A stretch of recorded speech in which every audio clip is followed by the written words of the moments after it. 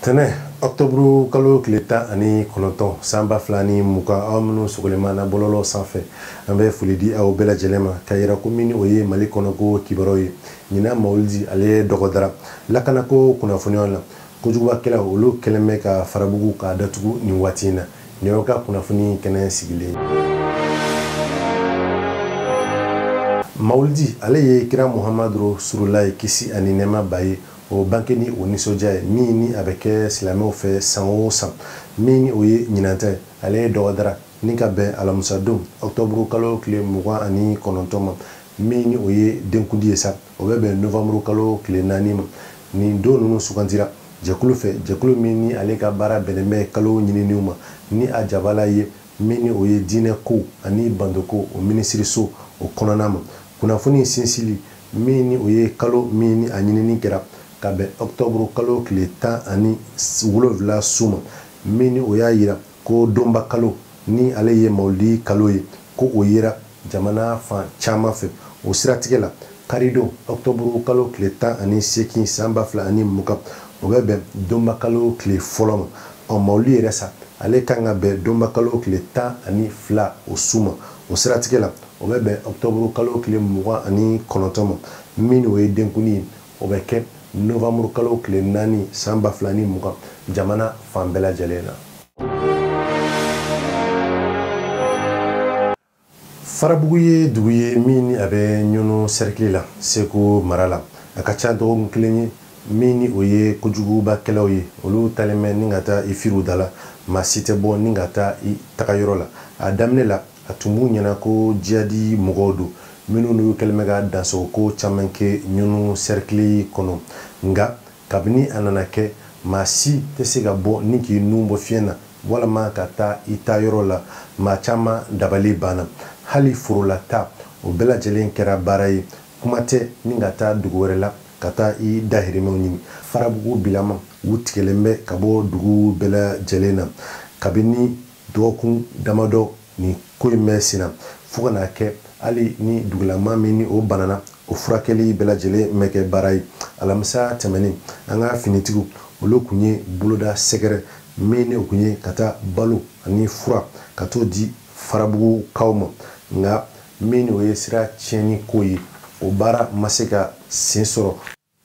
balo ninnu sa u bɛɛ lajɛlen bilara jabali dugu kɔnɔ hali ni o y'a sɔrɔ finitigiw tilara ka segin ni ka taa u ta ka bɔ yen walasa ka t'u bila yɔrɔ la yɔrɔ min ni u bɛ se ka lakana cogoya min na k'a yira u la ko kumaɲɔgɔnya o tɛmɛna kojugubakɛla ninnu ani dugukɔnɔmɔgɔw ni ɲɔgɔn cɛ ni u y'a yira u la ko min o ye donso minnu n'olu bisimilalen bɛ Farabugu nin waati in na ko fo olu bɛɛ lajɛlen ka bɔ dugu kɔnɔ ko nɔ tɛ ko nin ko in bɛna to sen na k'a yira u la ko min o kun ye Farabugu donsow ye olu bɛ jate maa cɛfarinw fɛ ka d'a kan min ni o ye Wagadu kungo ye u ka baara caman o yera o cogo na min o ye kɛlɛ ye u ni kojugubakɛlaw ka kari ɲɔgɔn na caman na k'a yira u la ko min ni o ye sibiridon octobre kalo tile 17 tɛmɛnen Farabugu ni dugu tɔw ni ɲɔgɔn cɛ fɛn min ni o kun ye pɔn ye ni o kun b'u siri ɲɔgɔn na kojugubakɛla ninnu u y'o pɔn kari ka Farabugu k'u datugu hali bi kosɛbɛ jamanakuntigi Bandaw ale ye jamanakuntigi sariya dɔ ta octobre kalo tile 13 san 2020 min senfɛ a ye madame Sanogo Aminata Male k'o suganti min o ye jamana cɛfɔlaba ye k'a yira la ko jamana cɛfɔlaba ale cakɛyɔrɔ ale yɛrɛ sigira sen kan san 1997 mars kalo tile 14 a ka baara o tɛ dɔwɛrɛ min o ye kumaɲɔgɔnya jamana faamaw ani a marabaaw ni maradenw olu ni ɲɔgɔn cɛ k'a yira la ko nin cakɛyɔrɔ in na maa minnu ni olu ye a ɲɛmɔgɔya sɔrɔ a daminɛ o ye maître Demba Jalo ye ni ale ye cakɛyɔrɔ in ɲɛmɔgɔya kɛ san 1997 ka taa se san 2002 ma madame Jakite Fatumata Njayi ale sigira san 2002 ka taa se san 2009 ma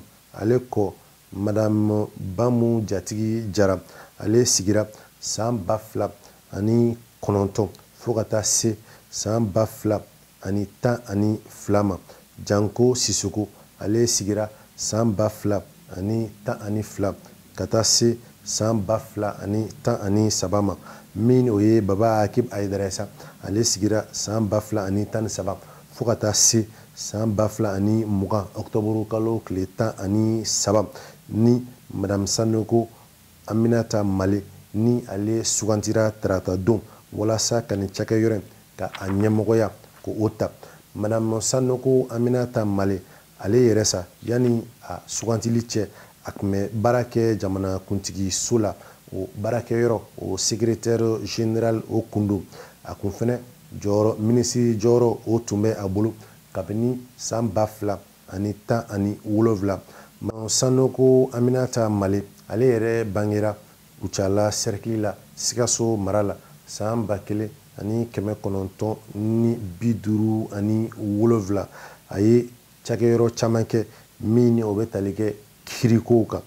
San 1957 san a ye cakɛyɔrɔ caman kɛ fo ka taa se san 2010 san ni a sugantira ministre ɲama Modibo Sidibe fɛ ka kɛ mara o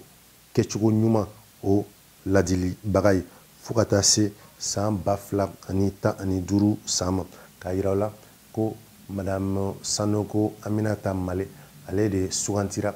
min o kɛra octobre kalo tile 13 san 2020 ka kɛ cɛfɔba ye jamana denw u ni ɲɔgɔn cɛ. Dan siri an ka bi kunnafoni kɛnɛw la an bɛ a jira u la ko nin baara in bɛɛ lajɛlen sigira sen kan ala ni ANCD ani AMAP olu ka bolodiɲɔgɔnma baaraw ye. An bɛ dugawu kɛ a k'an bɛn waati wɛrɛ nin kɛnɛ kelen kan.